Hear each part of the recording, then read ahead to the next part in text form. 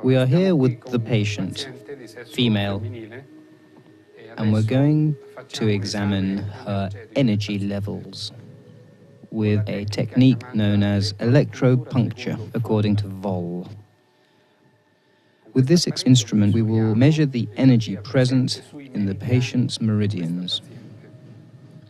From the measurements, we will be able to see if the patient's energy fluxes are normal.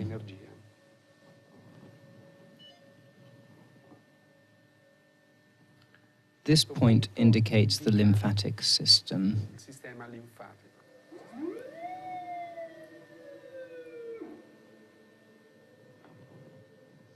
This is a scale of values which goes from 0 to 100, a reference index, which has been established by convention, in which the level 50 represents normality, or at least that's what we should be aiming towards.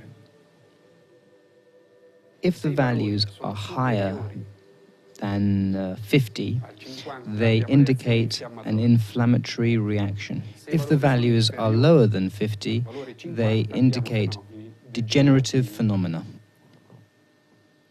In short, if the white line appears, the meridian presents some anomaly.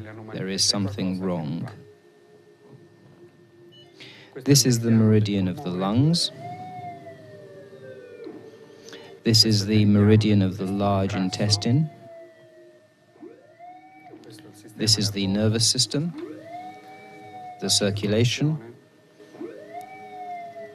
These are the patient's allergic processes. This, the cellular metabolism, indicates the presence of degenerative layers of cells. It's very important. This is the endocrine system, very important for a woman. The heart and the small intestine. We will now repeat what we have done on the right hand to the left hand. Why are we doing this? Because our organs are evenly matched.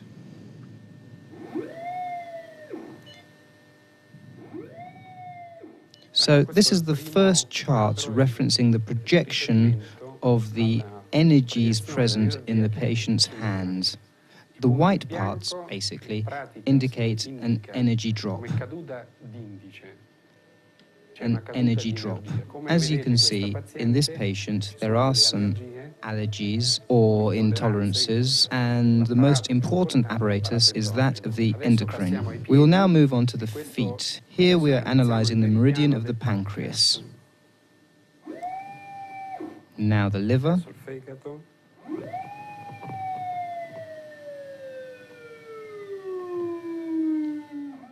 Here it's dropping a lot. In fact, this is the organ which has shown the greatest fall in the index. This is the stomach.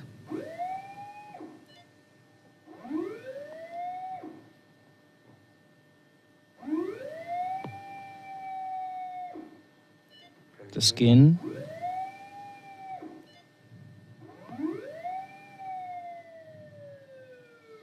The cholecyst.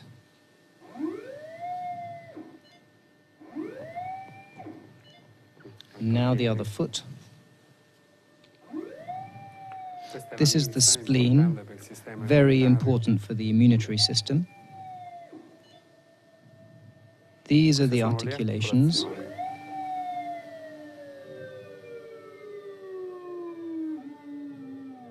The articulations are in a mess. The stomach. This is the patient's overall chart. So we have completed it. And we can see that the meridian, with the biggest energy drop, in other words, with the longest white strip, is the meridian of the articulations, then the meridian of the liver, the endocrine system, and after that the allergies, the gallbladder. We've got our work cut out here. This is the bacterium coli. That means that the patient has a dysbiosis in the intestine. So now we'll see the strength of these bacteria.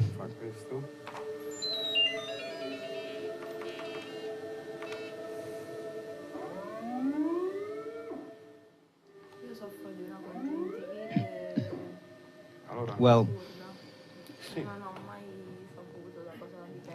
with these Coxsackie, it's very probable. This is the same virus you have inside, so the virus you have in your articulations is also present in the eye.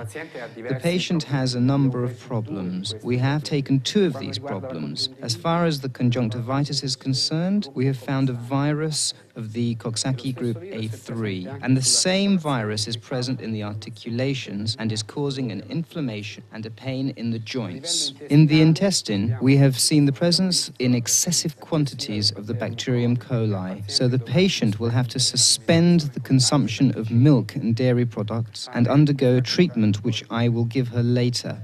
So now I've been asked to conduct this test again, while the patient holds this photograph in her hand. Facendo tenere in mano questa foto.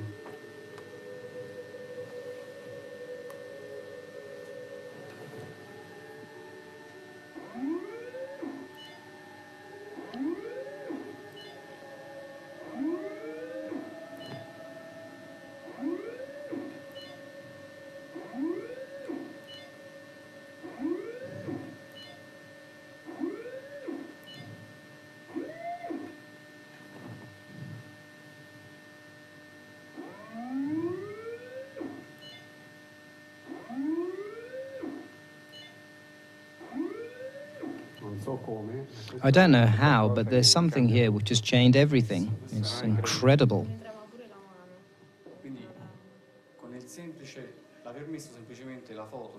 Good gracious. Change it over. Change it over to the right side of the body.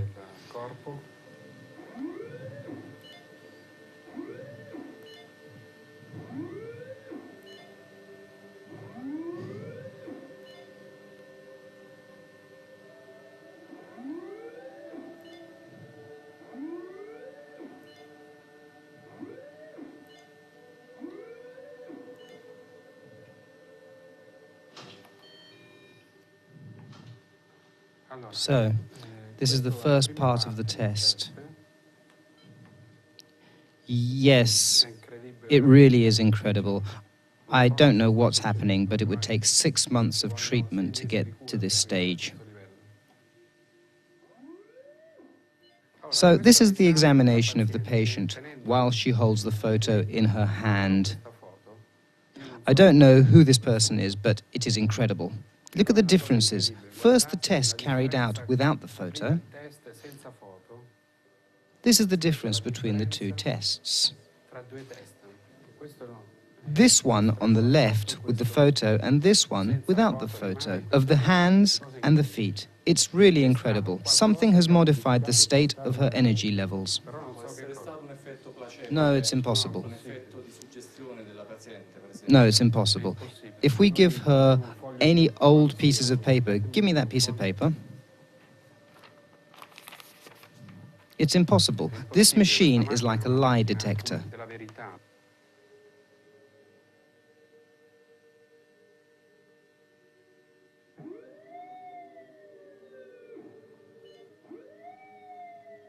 It's really incredible. I mean, in theory, by carrying this photo about on her person, her regulating systems are regularized automatically, without medication. I've never seen it before. I've seen all sorts of things. I could show you a lot of things, but I have never seen a phenomenon of this kind. Basically, it has the same effect as constitutional in homeopathy. If we administer a constitutional, it gives the same effect, but comes from a medication, from a plant or a mineral, from a vegetable, but from a photo, that's incredible.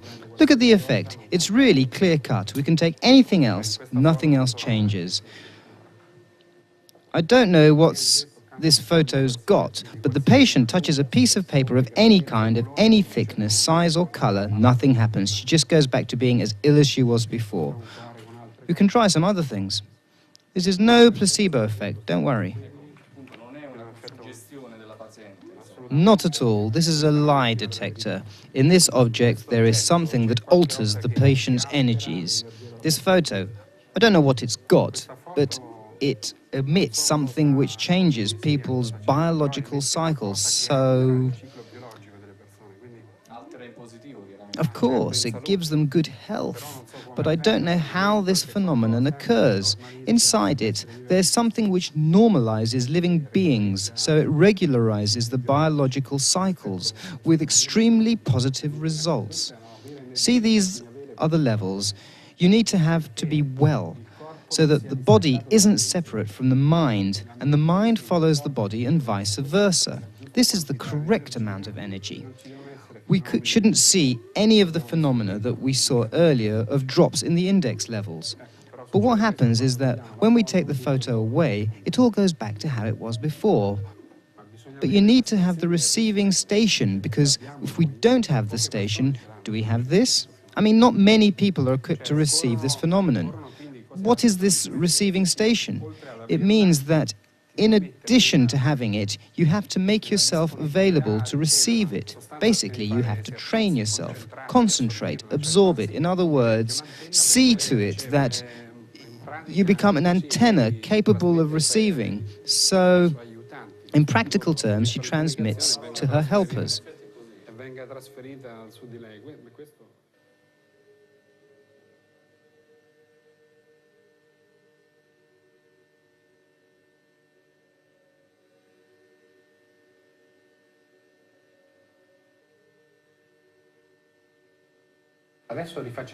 Now we're redoing the test after that, after the treatment.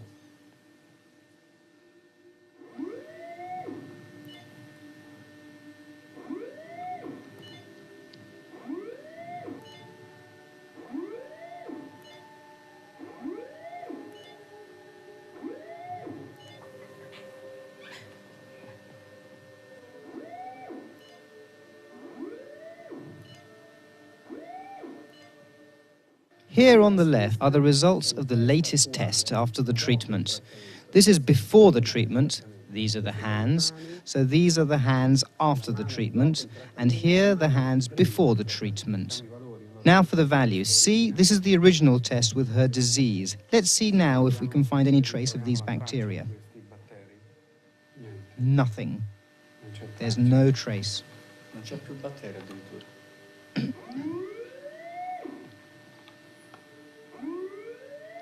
Nothing. I could not even prescribe a treatment at the moment because, to all intents and purposes, she's cured. The only thing is, we'd have to see if this phenomenon lasts. That is, I ask myself, is it just a transfer of energy? Once the transfer has passed, will the normal energy levels come back and will the bacteria reappear? Certainly, if by meditating every day a person always has optimum levels of energy, it is possible. But how can this be brought to the masses? It is not possible to bring it to the masses.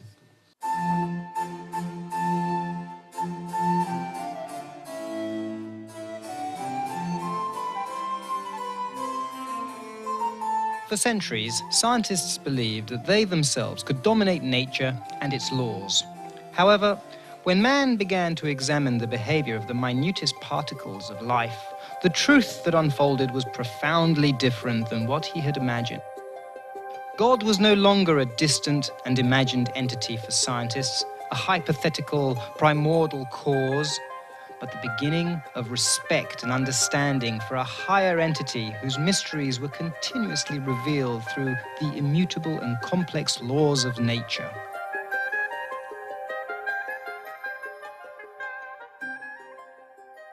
As a result of this new perspective, the function of the scientist and the concept of science itself changed dramatically.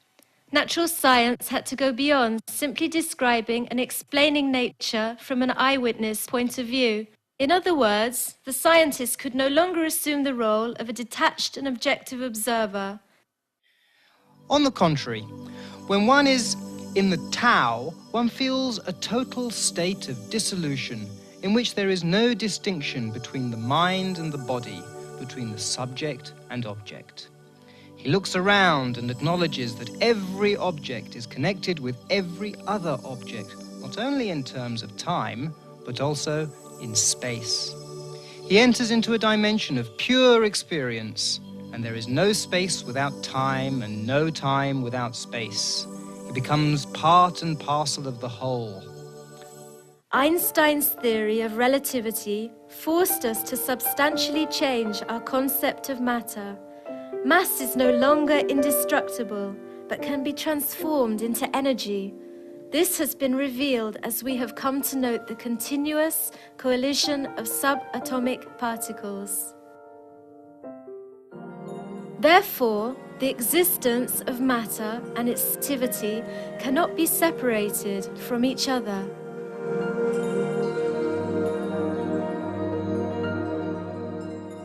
All this became known when a scientist by the name of Planck discovered that heat is not transmitted in a continuous manner, but is present in the form of packets of energy.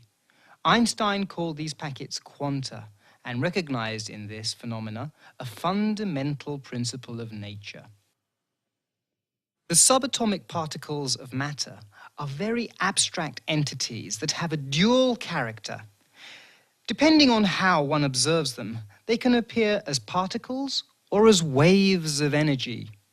But the two complementary aspects of this phenomena cannot be perceived simultaneously. This illusion of duality can be overcome if one obtains an elevated state of consciousness in which the world is perceived as integrated and whole. It is from this discussion that the concept of quantum physics has emerged. To explain further, these particles are condensed points in the quantized field, concentrated spheres of energy that come and go, and subsequently lose their individual characteristics and dissolve into the quantized field. Therefore, the conception of matter and physical phenomena are viewed as ethereal, illusory, and transitory manifestations of this fundamental entity, the quantized field. When the tau condenses, it manifests itself in the world of form. When it rarefies, it becomes invisible and formless. During this process of condensation, one can say that this is a permanent state? Or when the matter is rarefied and becomes formless, can we say that it no longer exists? Looking at this concept from a spiritual point of view, we can say that the divine principle manifests in a form and then becomes formless.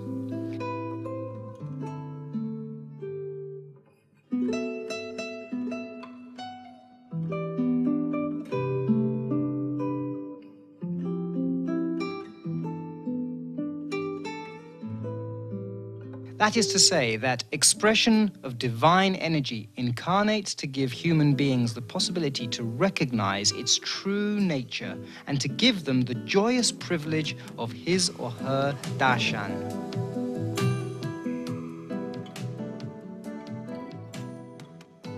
Atoms and particles participate in a continuous process of creation and annihilation, just as quanta of light are released in order to illuminate mankind.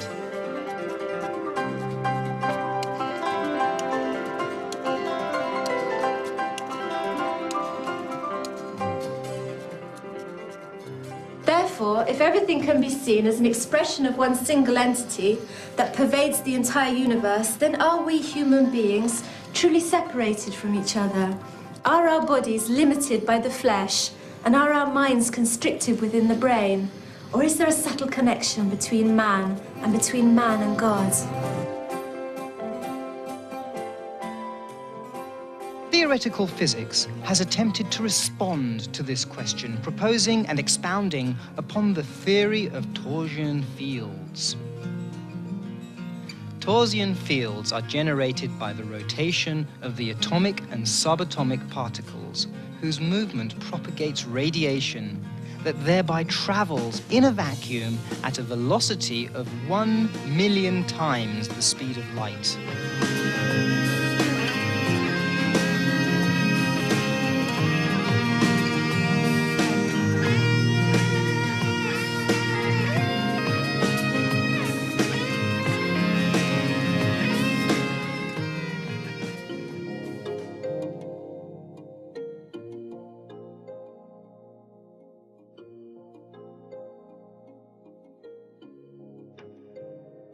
torsion area represents the vital energy that regulates evolution. Today, advanced Russian physicists have demonstrated that Shrimati Nirmala Devi herself can be considered the source of this torsion field.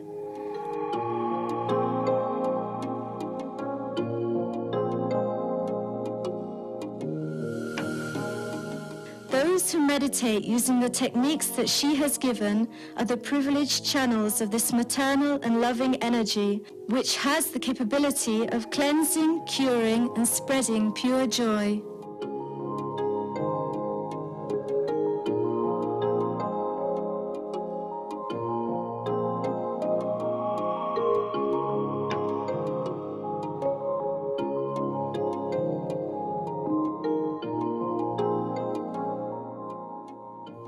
A new awareness is established and a new race of man created.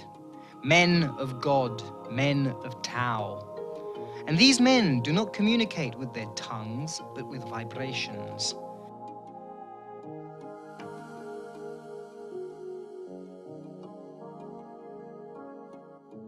They attempt to measure and explain her power and her vibrations with sophisticated machines, and these machines show what human eyes cannot see.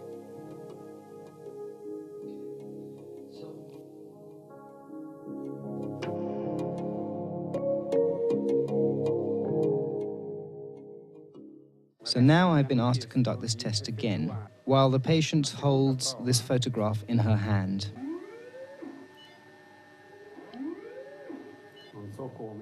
I don't know how, but there's something here which has changed everything. It's incredible.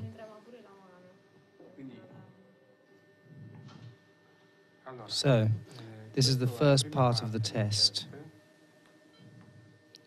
Yes, it really is incredible. I don't know what's happening, but it would take 6 months of treatment to get to this stage. This is the difference between the two tests. This one on the left with the photo and this one without the photo of the hands and the feet. It's really incredible. Something has modified the state of her energy levels. In theory, by carrying this photo about on her person, her regulating systems are regularized automatically without medication. I've never seen it before. I've seen all sorts of things. I could show you a lot of things, but I have never seen a phenomenon of this kind. Basically, it has the same effect as constitutional in homeopathy, but comes from a medication, from a plant or a mineral, from a vegetable, but from a photo, that's incredible.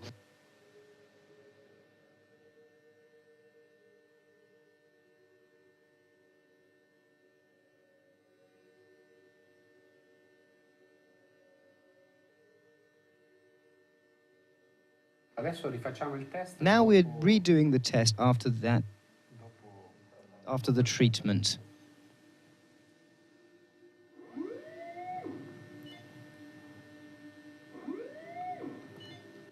Here on the left are the results of the latest test after the treatment. This is before the treatment, after the treatment. I could not even prescribe a treatment at the moment because, to all intents and purposes, she's cured. The only thing is, we'd have to see if this phenomenon lasts. That is, I ask myself, is it just a transfer of energy? Once the transfer has passed, will the normal energy levels come back and will the bacteria reappear? Certainly, if by meditating every day a person always has optimum levels of energy, it is possible. But how can this be brought to the masses?